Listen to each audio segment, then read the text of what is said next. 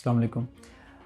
अब हम एक नया सिलसिला जो है वो शुरू करने जा रहे हैं, वो है मेडिकल इमरजेंसीज़ और इनको कैसे टैकल करना है, इसके बारे में हम बात करेंगे। घरों में अमूमन इमरजेंसीज़ हो जाती हैं, जिसमें काबिल ज़िक्र मैं कुछ चीज़ों के नाम लूँगा। उनको घर में अगर हो मरीज़ तो उसको क्या करना है।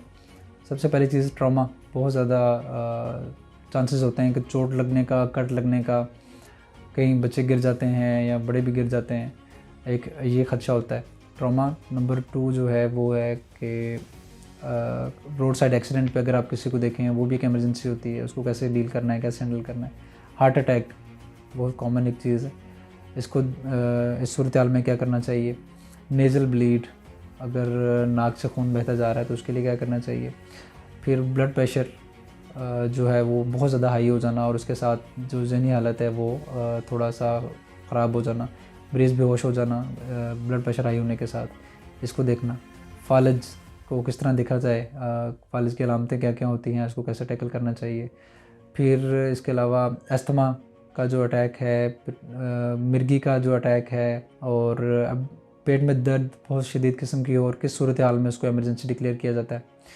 फिर इसके अलावा हेड इंजरी, सर पे चोट लगना, जैसे कि मैंने पहले भी बताया कि एक्सीडेंट वगैरह, और चोकिंग, बच्चों में चोकिंग या कोई भी चीज़ अपना अंदर निकलें तो वो खुराक वाली सांस वाली नाली में फंस जाए, इसको चोकिंग कहते हैं।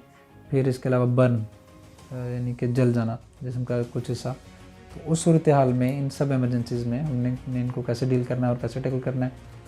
तो हम इस सिलसिले में एक वीडियो डेली की आलमोस्ट शेयर किया करेंगे।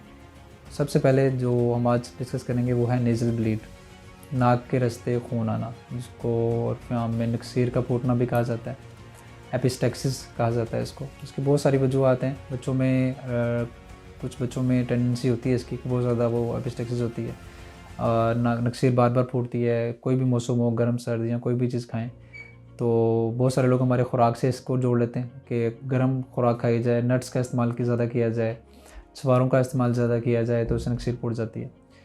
तो इसकी वजूहत पे पहले हम बात करेंगे कि वजूहत क्या क्या होती हैं। दरअसल हमारे जो नाक है, इसका दरम्यान में एक पार्ट होता है, इसको सेप्टम कहते हैं, जो दोनों नथनों को डिवाइड करता है। इसमें खून की नालियाँ जो हैं वो बिल्कुल आस पास होती हैं, बिल्कुल ऊपर होती हैं, सुपरफिशियल होती हैं। तो सबसे पहली चीज़, कोई भी ट्रॉमा, मतलब नाक में उंगली बार बार मारना, नाखून टच हो जाना, बार बार नाक साफ़ करना, नाक को ज़ोर से साफ़ करना, तो इससे ट्रॉमा हो सकता है। खून की नालियाँ एक्सपोज हो सकती हैं, वहाँ इंजरी हो सकती है, वहाँ से ब्लीडिंग जो हो जाती होती है। फिर इसके अलावा एक चीज़ आती है जिसको हम कहते हैं ब्लड प्रेशर हाई होना, हाइपरटेंशन। कई लोगों में ब्लड प्रेशर बहुत ज़्यादा हाई होने से भी नक्सीर फूट जाती है, वो किसी भी चीज़ से कंट्रोल नहीं हो रही होती। फिर इसके बाद बहुत सारे बच्चों में टेंडेंसी होती है, कुछ जेनेटिक डिसऑर्डर्स हैं, कुछ सिंड्रोम्स ऐसे होते हैं कि उनमें एपिस्टेक्सिस एक पार्ट होता है, उसमें खून की नालियों का एक मसला होता है। तो इन सब चीज़ों में जो है वो इसका रोल होता है। अमूमन नाक कान गले के स्पेशलिस्ट हैं, वो भी इसको देखते हैं, और कॉमन इमरजेंसी में भी इसको जो है वो डील किया जाता है, ताकि खून के बहाव को रोका जाए। और ये बहुत परेशानी का बायस होता है, इतना खून जब निकलता है और कुछ लोगों से बिल्कुल देखा नहीं जाता।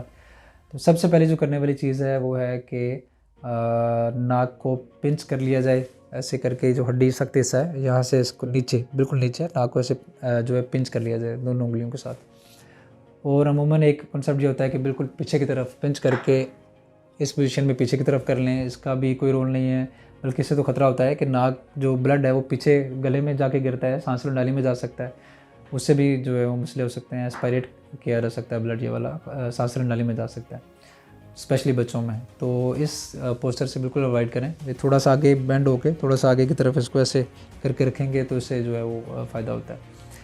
और इसको पिंच करने से अगर ठीक हो जाए तो इसको बिल्कुल कोई नहीं करना होता, और ना ही इसको बार बार साफ़ करके देखना होता है नाक के अंदर कि खून है या निकल रहा है नहीं, क्योंकि क्लॉट होता है, उसको जमने में थोड़ा सा टाइम चाहिए होता है। तो जैसे ही हम उसको हाथ लगाते हैं क्लॉट दोबारा रिट्रैक्ट हो जाता है, ख़त्म अपनी जगह से हिल जाता है, नीचे से फिर खून की नाली जो है वो पड़ जाती है, तो खून दोबारा निकल आता है। फिर ब्लड प्रेशर का कंट्रोल फ़ौरन किया जाए। अगर गोली से किसी से फ़र्क नहीं पड़ रहा तो इंजेक्शन जो हैं वो लगाए जाते हैं ताकि बीपी टाइमली कंट्रोल हो।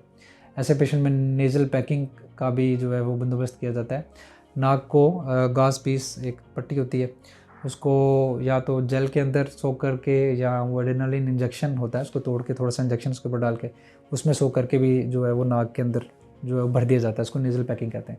24 आवर्स के लिए नेज़ल पैकिंग की जाती है।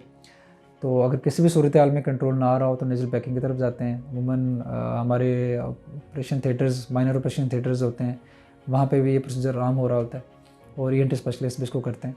तो इस चीज़ को जो है अपनाया जाता है। तो ब्लड प्रेशर का कंट्रोल किया जाए और नाक में उंगली वगैरह मारने से, कोई भी और चीज़ मारने से अवॉइड किया जाए।